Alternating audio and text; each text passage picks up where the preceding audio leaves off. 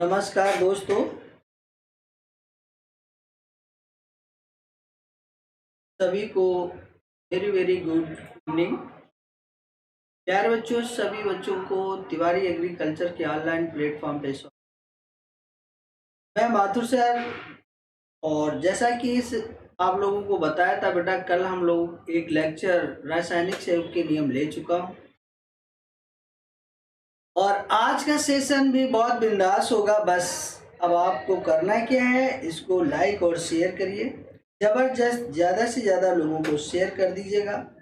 Session को जितना ज़्यादा शेयर करेंगे उतना ही मज़ा आएगा और संख्या अधिकतम हो जाएगी तो और आनंद आएगा। ठीक है,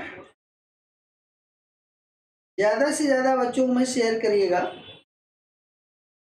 और आज के सेशन भी बहुत शानदार सेशन होगा और यहाँ से आपका रासायनिक संयोग के नियम से 100% आना ही आना तय है। एक दो क्वेश्चन जरूर आते हैं और जैसा कि कल मैंने आपको बताया था कि उसमें कुछ भी ऐसा नहीं है जो आप नहीं कर पाएंगे। कल मैंने आपको लॉ ऑफ कंजर्वेशन मास बताया था, द्रव्यमान संरक्षण का नियम बताया और द्रव्यमान अवनाशता का नियम। मैंने द्रव्य अवनाशता का बताया कि द्रव्य अवनाश ही होता है, पदार्थ को ना तो उत्पन्न कर सकते हैं ना ही नष्ट कर सकते हैं, लेकिन उसको एक रूप से दूसरे रूप में क्या कर सकते हैं, परिवर्तित कर सकते हैं। ये कल मैंने बताया और मैंने दिखाया भी। कोई भी पदार्थ को हम नष्ट नहीं कर सकते। ऐसे ऊर्जा जो हमारी होती है, ऊर्जा जो होती है वो कभी नष्ट नहीं होती है, डिस्ट्रॉयड नहीं होती है। हम कर ही नहीं सकते हैं।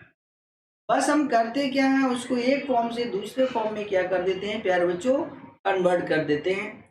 तो सभी बच्चे ये जानते हैं कि द्रव्य अवनाशता का नियम जो था लेवोसियर ने दिया था और इसके बाद मैंने दूसरा नियम आपको बताया था, स्थिर अनुपात का नियम बताया था। मैंने बताया था कि कोई स्थिर अनुपात का नियम का मतलब, आप यौगिक की अगर परिभाषा आपको आती है तो समझ लेना आप स्थिर अनुपात के नियम की परिभाषा लिख लिया। क्योंकि वहां पर क्या होता है कि जो स्थिर अनुपात का नियम था उसमें प्राउस्ट ने बताया कि कोई भी आप यौगिक लीजिएगा, किसी भी स्थान से प्राप्त करें, किसी भी प्लेस से प्राप्त किया जाए, किसी भी सोर्स से प्राप्त किया जाए, लेकिन उसमें उपस्थित तत्वों का अनुपात सदैव एक निश्चित अनुपात में ही रासायनिक संयोग करके भार के अनुसार क्या होते हैं, बनाते हैं। जैसे मैंने एक आपको एग्जाम्पल मान लीजिएगा बताया था, मान क्या ले होता भी है, जैसे वाटर होता है, जल होता है। जल आपका कहीं का हो, इंडिया का हो, पाकिस्तान, अमेरिका, कहीं का भी हो, लेकिन जल में हाइड्रोजन और oxygen always combined a fix ratio by mass, सदैव एक फिक्स रेशियो बाय मास। और मैंने आपको बताया था 1:8 के रेशियो से क्या होते हैं, कंबाइंड होते हैं। प्यारे बच्चों, इसी तरीके से कार्बन डाइऑक्साइड, मैंने आपको सॉल्ट बताया कि सॉल्ट किसी भी सोर्स से प्राप्त किया जाए, लेकिन उसमें सोडियम और क्लोरीन का रेशियो जो होता है हमेशा ऑलवेज एक क्या होता है, फिक्स होता है। 23:35.5 पाया ही जाता है। तो उसी क्रम में आज प्यारे बच्चों हम लोग जो पढ़ने वाले हैं वो गुणित अनुपात का नियम पढ़ने वाले हैं।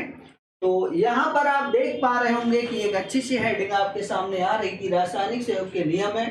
जो रासायनिक संयोग के नियम चल रहे हैं और दो नियम हम लोग क्या कर चुके हैं, पढ़ चुके हैं। बस आप लोगों से सभी से मैं एक बार और ये कहूंगा, इसको आप शेयर कर दीजिएगा।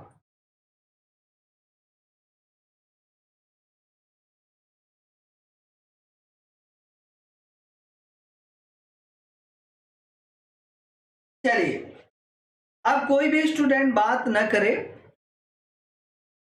और हम लोग चलते हैं अपने नेक्स्ट सेशन की तरफ। और आज का जो नियम हमारा होगा गुणित अनुपात का नियम होगा। प्यारे बच्चों देखिएगा, गुणित अनुपात का नियम आपके सामने आ गया कि गुणित अनुपात का नियम, गुणित अनुपात का नियम जो था, एक साइंटिस्ट थे जिनका नाम था डाल्टन। क्या नाम था, डाल्टन। डाल्टन जो थे, इन्होंने गुणित अनुपात के नियम को बताया और गुणित अनुपात के नियम के बारे में इन्होंने बताया था कि कोई भी जब दो तत्व परस्पर रासायनिक सहयोग करते हैं तो उनमें से एक तत्व की निश्चित मात्रा दूसरे तत्व की भिन्न भिन्न मात्रा से क्या करती है, रासायनिक सहयोग करती है, जिसमें एक सरल गुणित अनुपात पाया जाता है। कहने का मतलब फिर एक बार सुनिएगा, जब दो तत्व परस्पर रासायनिक सहयोग करते हैं तो उनमें से एक तत्व की निश्चित मात्रा दूसरे तत्व की भिन्न भिन्न मात्रा से रासायनिक सहयोग करती है, जिसमें एक क्या पाया जाता है, सरल गुणित अनुपात पाया जाता है। प्यारे बच्चों, यहां पर देखिएगा, जब कोई भी तत्व जो होता है कंबाइंड होता है, जैसे मान लीजिएगा हम आपके सामने कहें कि यहाँ पर देखिएगा, जब दो तत्व परस्पर रासायनिक सहयोग कर रहे हैं तो उनमें से एक तत्व की निश्चित मात्रा दूसरे तत्व की भिन्न भिन्न मात्रा से, जैसे यहाँ पर देखिएगा ये आपका कार्बन है और ऑक्सीजन है। कार्बन और ऑक्सीजन जब आपस में कंबाइन होंगे प्यारे बच्चों तो ये कार्बन मोनोऑक्साइड बनेगा, और यही कार्बन फिर ऑक्सीजन से कंबाइंड होगा तो यहाँ पर प्यारे बच्चों क्या बनेगा, कार्बन डाइऑक्साइड बनेगा। अब आप ध्यान से देखिएगा, ये कार्बन जो होता है हमारा 12 ग्राम कार्बन होता है, और ये ऑक्सीजन हमारा कितना होता है, 16 ग्राम होता है। जब 12 ग्राम, और देखिएगा यहाँ पर भी ये 12 ग्राम कार्बन है, लेकिन यहाँ पर ऑक्सीजन हमारा कितना है, 32 ग्राम है।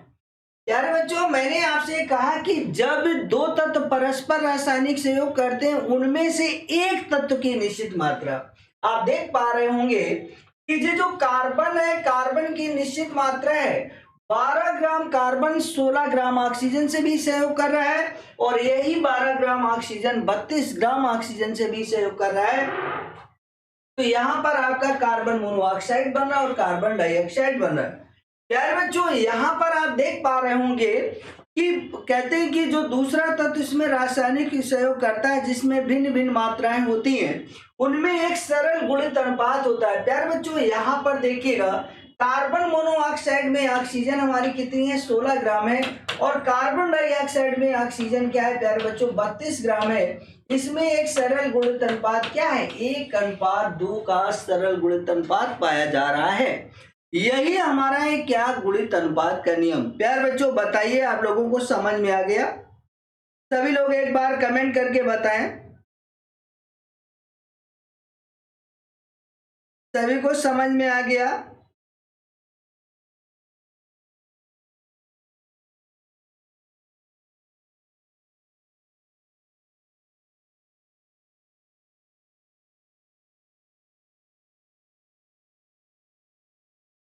अमित गंगवार,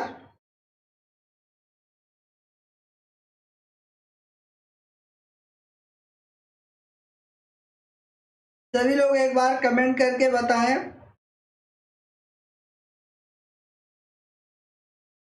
आदित्य को नहीं समझ में आया है, और ये लोकेश हैं, इनको भी नहीं समझ में आया है। कुछ बच्चे हैं जिनको समझ में नहीं आया है, एक बार फिर सुन लीजिएगा।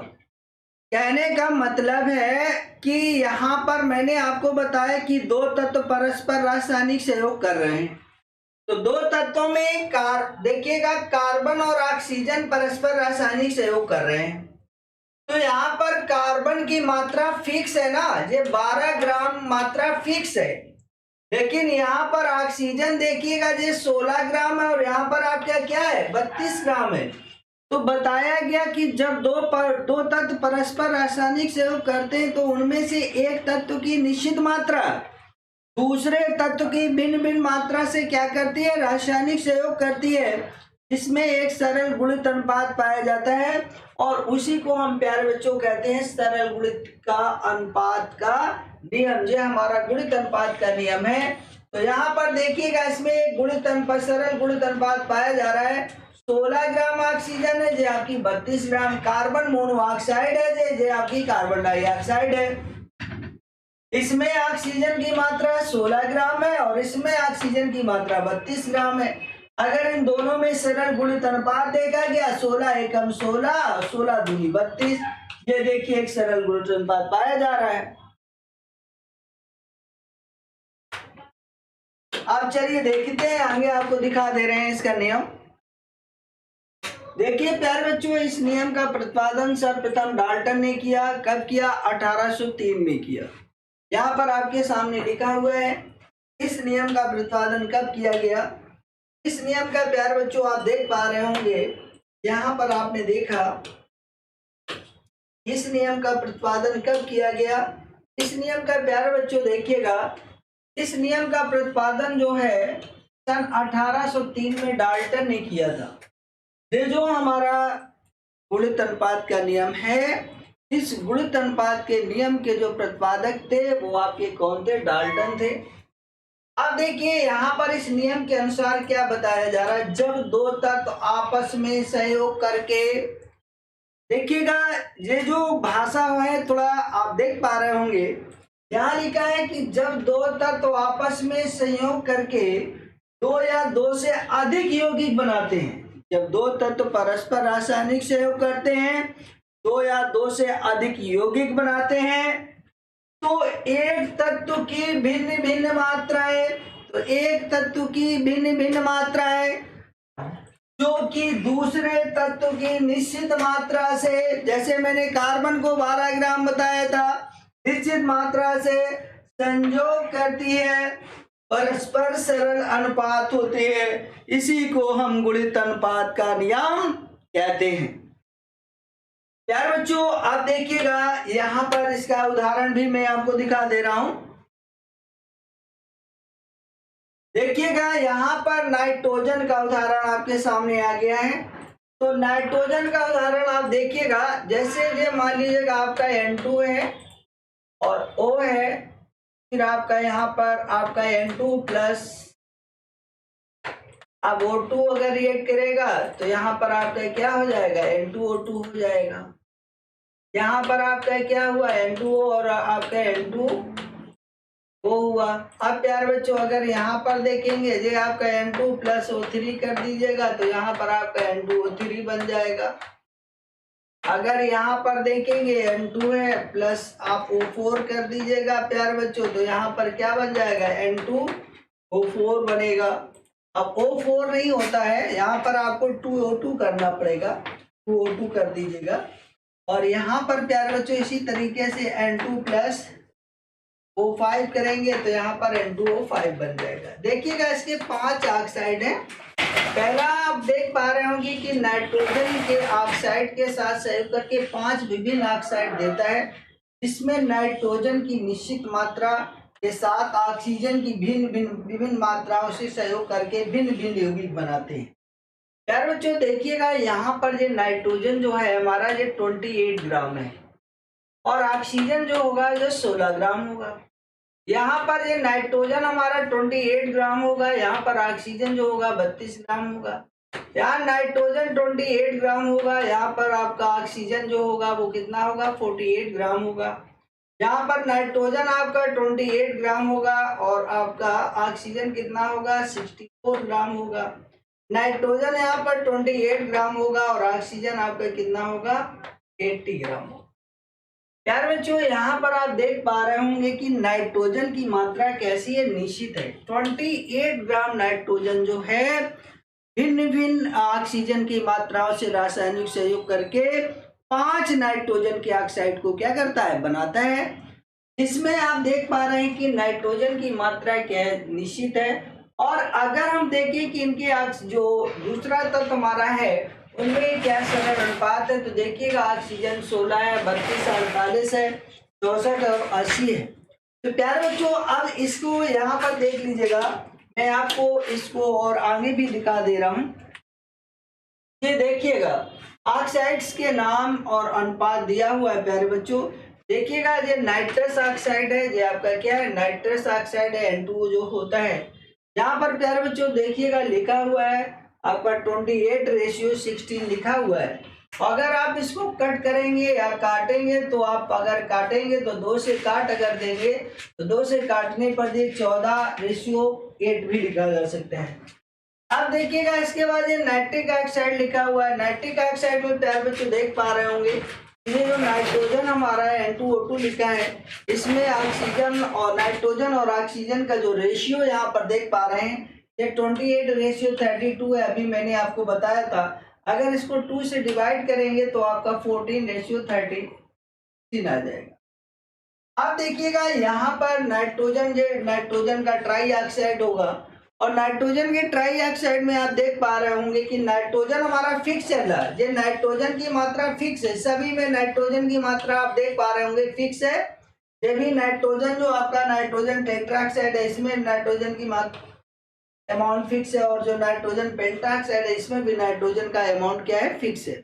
लेकिन प्यारे बच्चों आप देख पा रहे हैं कि यहाँ पर ऑक्सीजन की क्या है भिन्न भिन्न मात्रा है से रासायनिक सहयोग करता है और करने के बाद 5 डिफरेंट टाइप की ऑक्साइड को क्या करता है बनाता। बहुत सटीक आंसर आएगा, बहुत अच्छा आपको लिखने को आएगा। एक बार आप इसको समझ लीजिएगा और इस एग्जाम्पल को साथ अगर आपको लिख देंगे तो फुल मार्क्स आपको मिलेंगे। अब देखिएगा यहाँ पर इसका सरल अनुपात हम देखेंगे तो हम क्या लिखेंगे, हम ये लिखेंगे कि नाइट्रोजन जो होता है नाइट्रोजन की 28 ग्राम निश्चित मात्रा ऑक्सीजन की भिन्न भिन्न मात्राओं से मतलब 16 ग्राम, फिर आपका कितना है 32 ग्राम, फिर आपका कितना 48 ग्राम, फिर आपका कितना है 64 ग्राम, फिर आपका कितना 80 ग्राम से सहयोग करके भिन्न भिन्न ऑक्साइड बनाती है जिनमें एक सरल क्या पाया जाता है गुणित अनुपात पाया जाता है। यही हमारा क्या है गुणित अनुपात का नियम है और इसकी जो पुष्टिकरण होती है।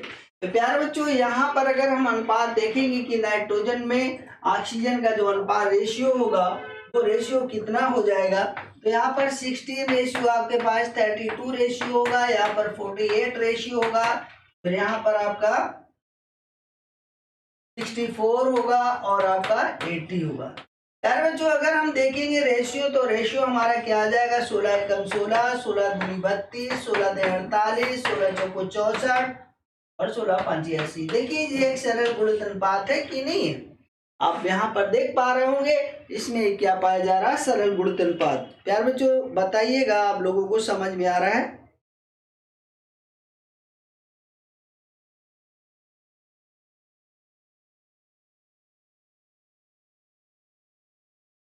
अब देखिएगा यहाँ पर आगे और इसको देख लीजिएगा, शॉट ले लिया होगा आप लोगों ने।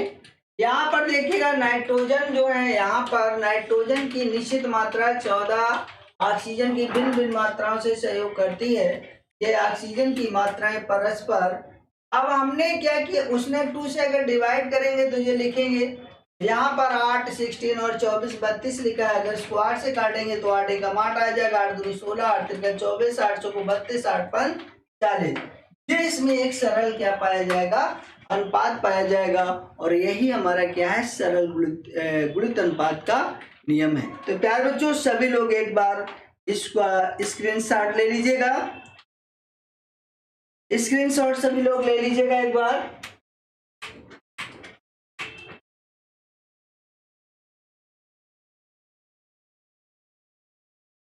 सभी को समझ में आ गया?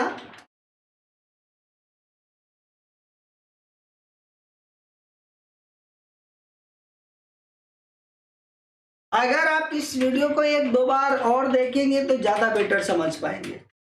है कुछ नहीं, थोड़ा सा अगर आपको प्रमाण भार और उसके बारे में जानकारी रखते हो एक बार करिएगा इसको, आप देखिएगा इसमें कुछ भी नहीं। आप ये अपने आप को मान लीजिएगा कि हम 2 लोग हैं, हम लोग 2 लोग हैं, हमारा मतलब एक फिक्स अमाउंट मान लीजिएगा, हमारा मान लीजिएगा एक फिक्स अमाउंट मान लीजिएगा हम 2 लोगों के साथ साझा करते हैं तो हमारा जो है 12 रुपये या 15 रुपये मान लीजिएगा, हम कह देंगे कि मान लीजिएगा हमारा 28 रुपये 3 लोगों के साथ मैं शेयर करता हूं। तो किसी के साथ हम क्या कर रहा हूं 28 रुपये दे के शेयर, उसके साथ मैं कर रहा हूं 16 रुपये से, इसी के साथ मैं 28 रुपये देकर शेयर कर रहा हूं 32 रुपये से, इसी के, लेकिन हमारा अमाउंट क्या है फिक्स है। लेकिन दूसरे जो 3 लोग हमारे साथ जुड़ रहे हैं उनका अमाउंट क्या नहीं है फिक्स नहीं है। तो जब वो फिक्स नहीं है तो वो एक क्या है सरल गुणित अनुपात में है। क्या मेरा अमाउंट फिक्स है, दूसरे के अमाउंट से भिन्न भिन्न मात्राओं से हम क्या कर रहे हैं संयोग कर रहे हैं, जिसमें एक क्या पाया जा रहा है, सरल अनुपात पाया जा रहा है। स्क्रीनशॉट ले लीजिएगा।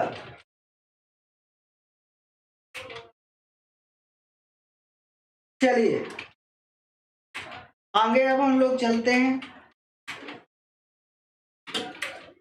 प्यारे बच्चों देखिएगा, मैंने ये भी आपको उदाहरण दिया था और यही दो ऐसे उदाहरण हैं जो गुणित अनुपात के नियम में आप कर सकते हैं। बहुत सिंपल है, इनको याद कर लेंगे।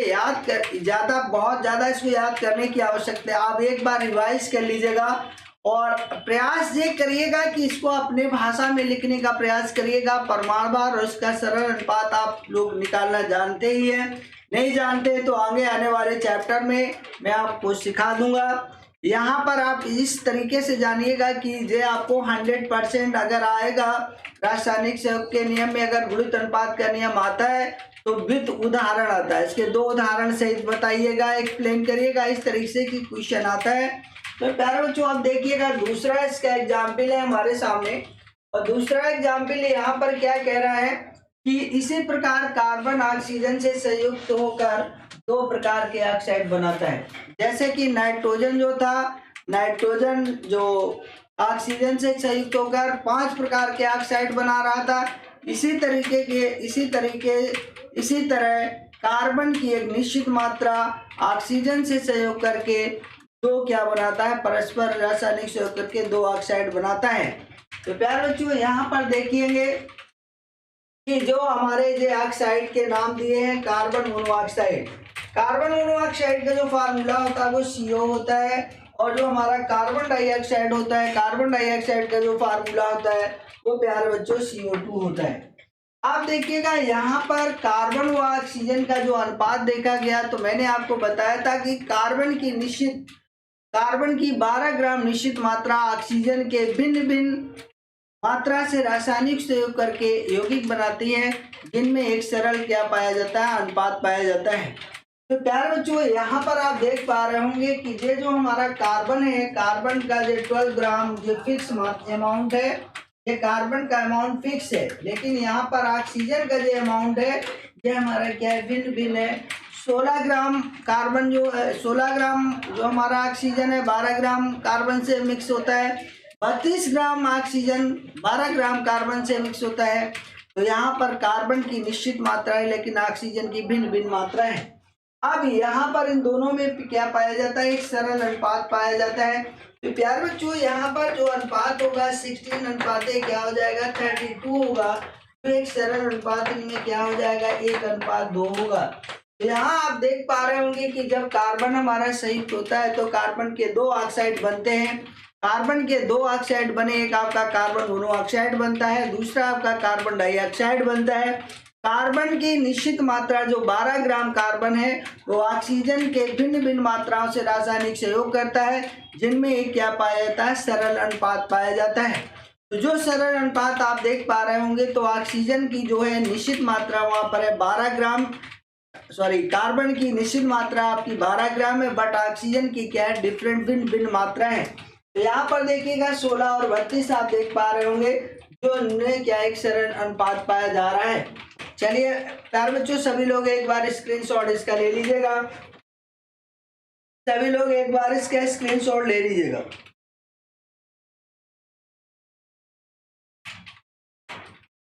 अभी प्यारे बच्चों देखिएगा, सभी लोग एक बार स्क्रीनशॉट ले लीजिएगा।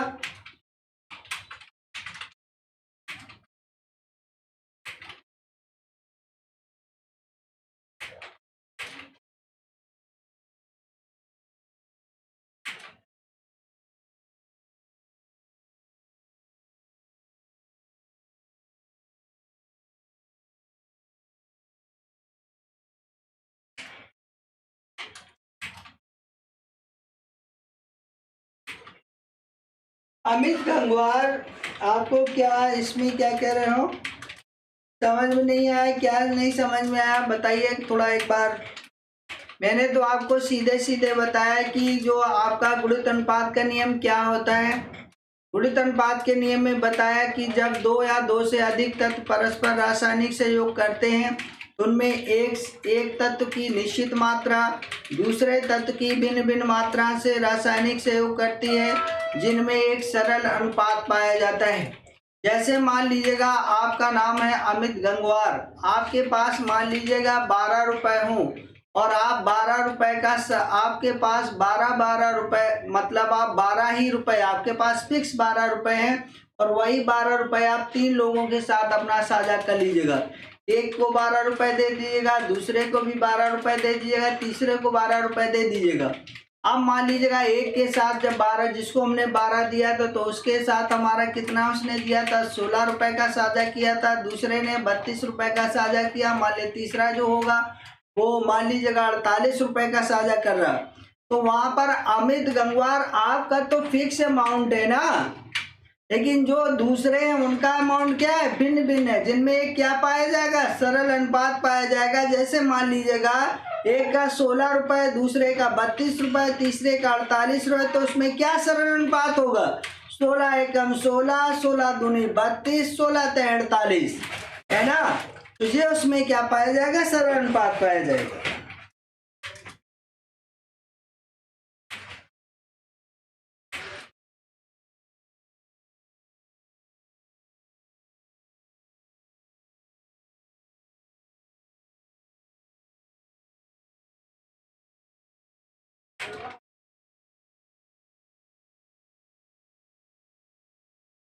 चलिए स्क्रीनशॉट,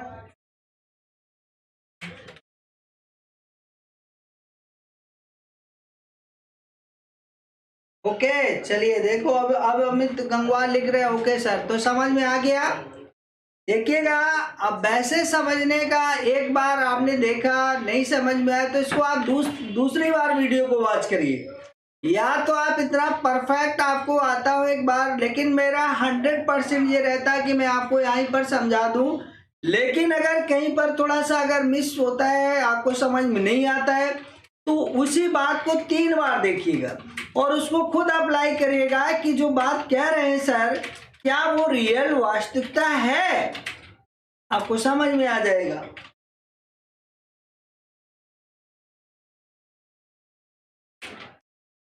देखिएगा पीडीएफ वगैरह तो आपको मिल जाएंगी, अब बताया जाएगा आपको, और सबको क्लियर हो पा रहा है बस, और लेकिन बस आप क्लास को और शेयर करिएगा, है ना। चलो आगे बढ़ते हैं।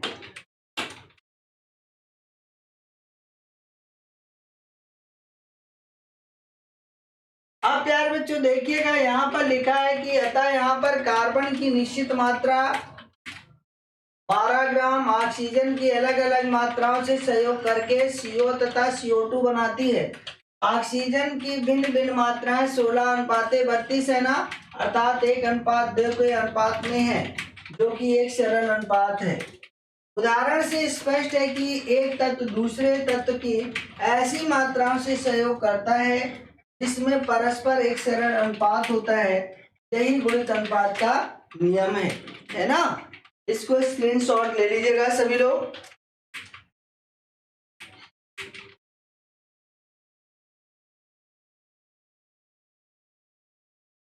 सभी लोग स्क्रीनशॉट ले लीजिएगा।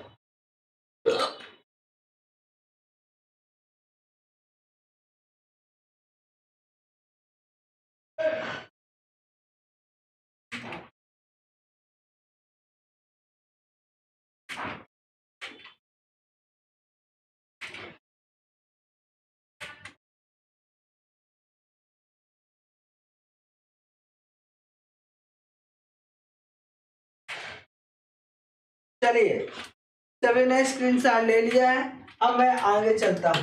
नेक्स्ट,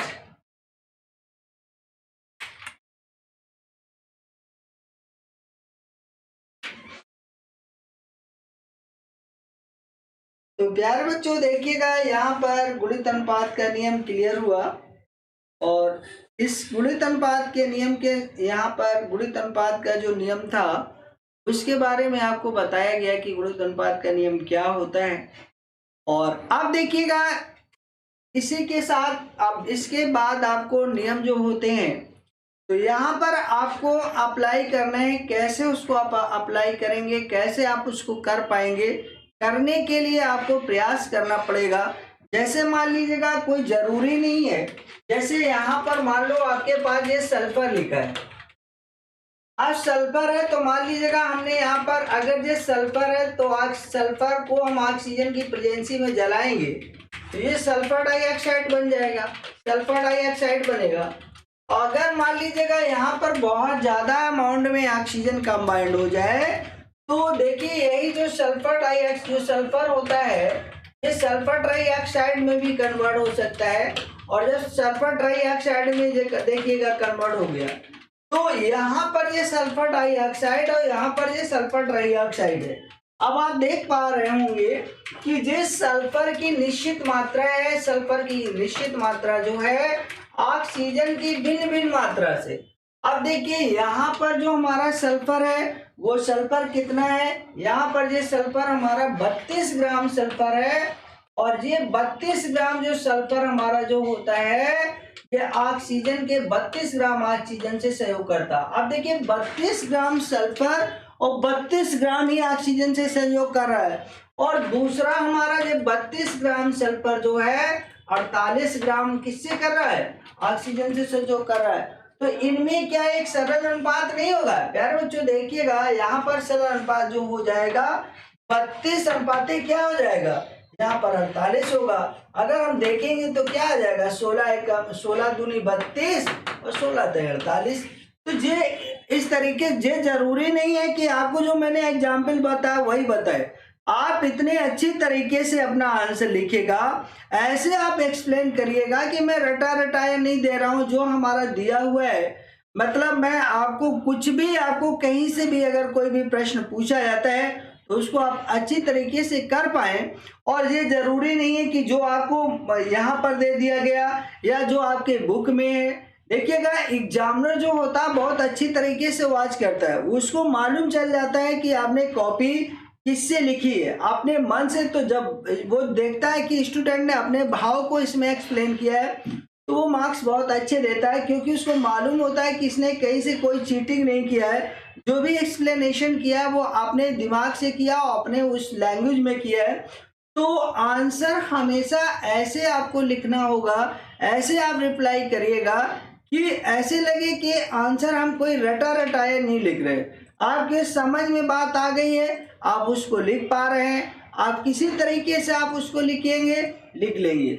लेकिन अगर आपको ये लगेगा कि मैंने जो आंसर बताया, जो सर ने बताया था एग्जाम्पल वही लिखे, जरूरी नहीं है वही एग्जाम्पल लिखे। मैंने आपको बताया कि आप सल्फर का एग्जाम्पल ले लीजिएगा, कार्बन मैंने अभी आपको कार्बन मोनोऑक्साइड का, कार्बन डाइऑक्साइड का ले लिया।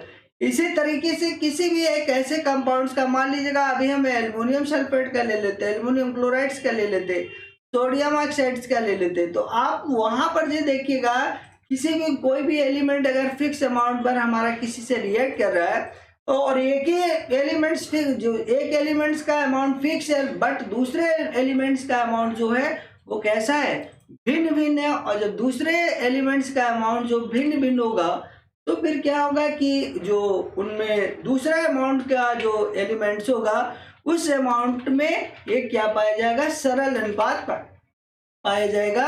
वही क्या प्यारे बच्चों होगा, गुणित अनुपात का नियम होगा, है ना। बात आप समझ पा रहे हैं ना सभी लोग, सभी लोग मेरी बात को समझ पा रहे हैं ना।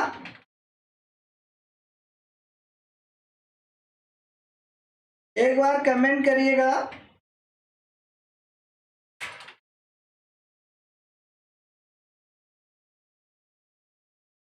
अच्छा एक और बता दें, चलिए मैं एक और बता दूंगा।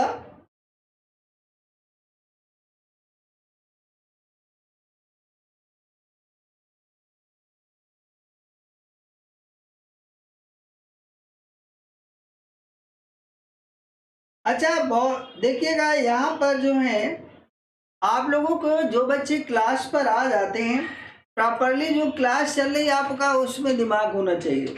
देखिए जो क्लास का शेड्यूल होगा वो आपको नोटिफिकेशन आएगा और क्लास आपको रन करेगी तो बताया जाएगा। जैसे मैं क्लास ओवर करूंगा तो मैं बताऊंगा कि नेक्स्ट क्लास कौन सी होगी।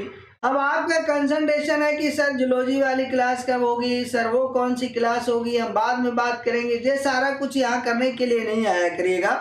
जब आप पढ़ते हैं तो अच्छी तरीके से मन लगा के यहाँ पढ़िएगा। 100% अगर आप कंसंट्रेशन आप अपना यहाँ पर रखते हैं, तुझे मेरा वादा है कि मैं 101% आपके भेजे में फिल कर दूंगा।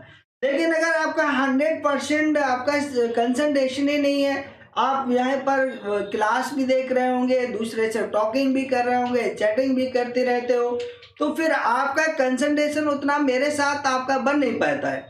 जब हमारी और आपकी तालमेल बनेगी, मतलब आप मेरी बात को बिल्कुल कंसंट्रेट होकर सुन रहे होंगे, मतलब मेरे ही बात नहीं, मैं किसी भी टीचर में आप कंसंट्रेट होकर सुन रहे होंगे, तो हमारा और आपका टोन्स मिलेगा, तो मैं आपको अच्छी तरीके से आपको बात वो समझ में आएगी। मैं और आपको एग्जाम्पल बता दूंगा।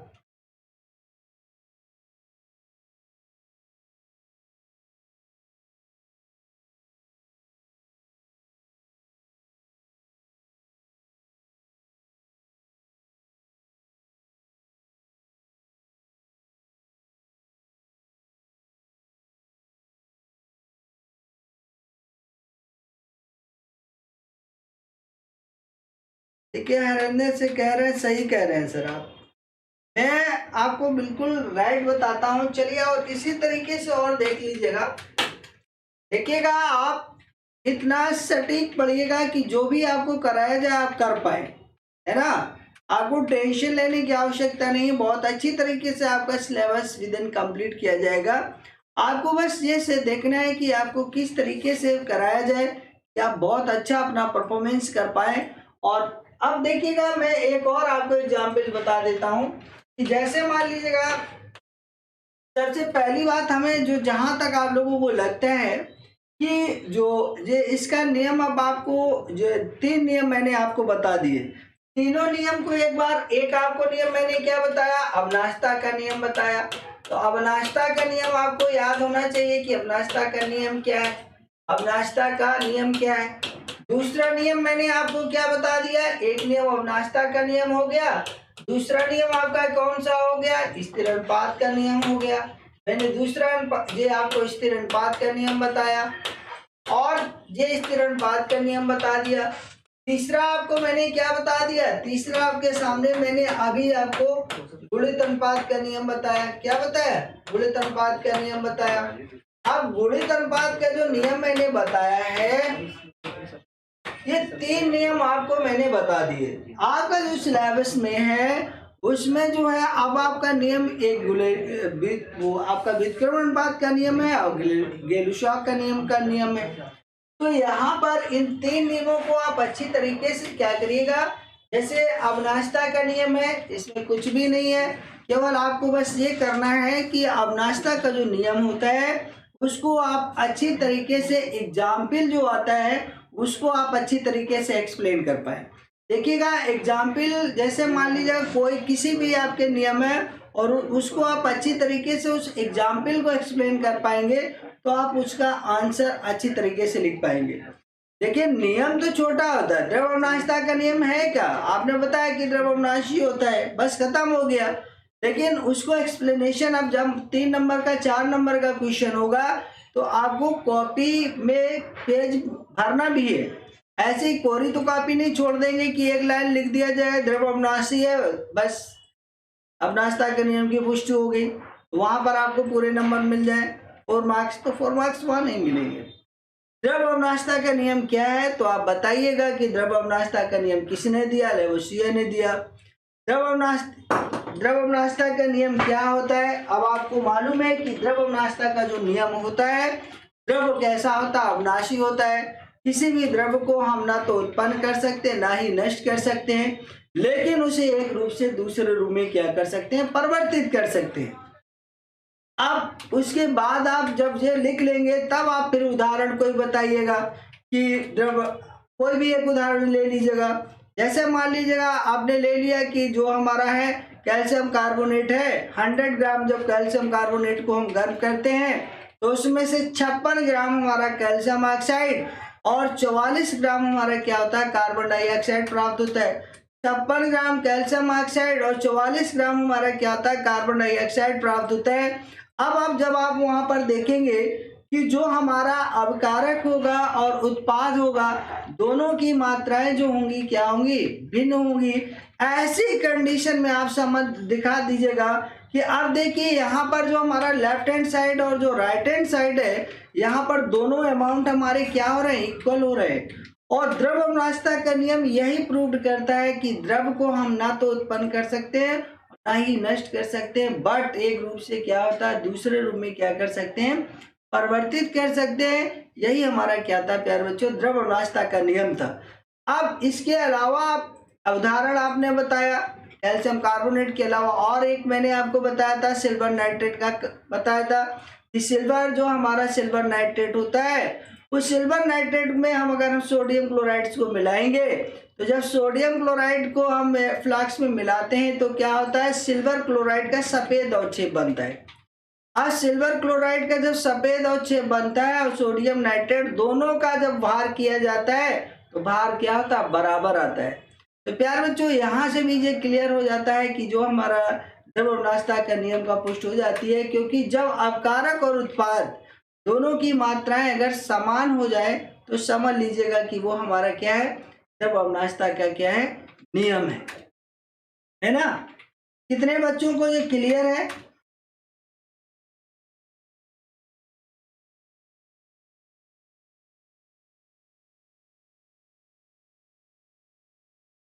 कितने लोगों को भाई क्लियर है, ये बताइएगा। सभी लोग एक बार कमेंट करिएगा।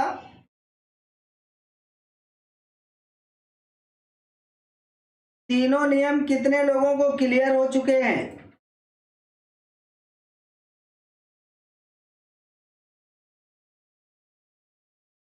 एक बार सभी लोग जबरदस्त लिखिएगा, ओके ओके यस।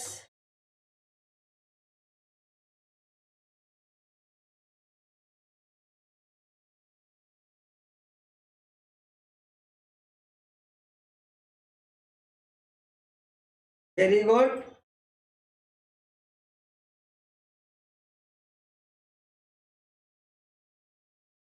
काफी बच्चे कह रहे हैं कि सही, मतलब ओके है, क्लियर है। और मैंने जैसा कि आप लोगों को बताया था कि अब आपको किसी भी एग्रीकल्चर के स्टूडेंट्स को केमिस्ट्री में डरना नहीं है, क्योंकि अब आपके साथ माथुर सर हैं, डरने की कोई आवश्यकता नहीं है। केमिस्ट्री आपका हर एक प्रश्न आपका क्या होगा, सॉल्व होगा। बस हमारे साथ आप जुड़े रहिएगा, लगातार आप जुड़े रहेंगे, आपको केमिस्ट्री में कोई भी समस्या आने वाली नहीं है। मैं आप लोगों के साथ निरंतर प्रयास करूंगा और निरंतर मैं आप लोगों को यही सोचूंगा कि आपको ज्यादा से ज्यादा मार्क्स बोर्ड में आए। और आपको आगे आने वाली, जब आप इसके बाद बोर्ड की परीक्षा देने के बाद आप यूपी कैडेट की जब परीक्षा दें, उसमें भी आपको हेल्प मिले। और आप, क्योंकि बच्चे जब केमिस्ट्री में आते हैं आप लाइन में, मैं यहाँ देखता हूँ तो बहुत सारे बच्चों को यही नहीं मालूम होता कि वैलेंसी क्या होती है, उसका एटॉमिक, आपसे अगर किसी से पूछ दिया जाता है सोडियम का एटॉमिक मास कितना होता है, परमाणु भार कितना, परमाणु क्रमांक क्या होता है, तो उनको यही नहीं अंतर नहीं जानते कि सोडियम का परमाणु भार कितना होता है, परमाणु क्रमांक कितना होता है। तो बच्चे जब ये नहीं जानते तो उनको बहुत सारी प्रॉब्लम आती है। तो यहाँ पर इस संस्थान ने आपके साथ एक जबरदस्त जो बीड़ा उठाई है कि हर बच्चे को कोई समस्या ना हो, इसके लिए संस्थान क्या है, वचनबद्ध है। और सब लोग यहाँ पर जो है निरंतर प्रयास कर रहे हैं और आपके साथ ईमानदारी के साथ जुड़े हुए हैं। तो सारे टीचर क्या है कि बहुत मेहनत से ही पढ़ा रहे हैं, तो आप लोग इसको प्रयास करते रहिएगा। और मैं क्या है कि आप देखिएगा, इसके बाद आपको विक्रमणपात और जो आपका गेल स्टॉक का नियम, गैसी नियम है, उस नियम, दोनों नियमों को क्या करूंगा, मैं एक साथ पढ़ाने का प्रयास करूंगा। क्योंकि ये नियम आपके थोड़े बड़े हैं, आपको कंफ्यूज करेंगे, इनको आप अच्छी तरीके से क्या करिएगा, प्रैक्टिस करिएगा। प्रैक्टिस करने पर, अभ्यास करेंगे तो आप अच्छा उसका रिस्पॉन्स आएगा। ठीक है, तो आज के लिए मैं सोचूंगा कि इतना ही। और नेक्स्ट क्लास आपकी अभी इसके बाद होगी। आप लोग लगातार जुड़े रहिएगा, ठीक है। और तब तक के लिए प्यारे बच्चों, जय हिंद, जय जवान, जय किसान, धन्यवाद।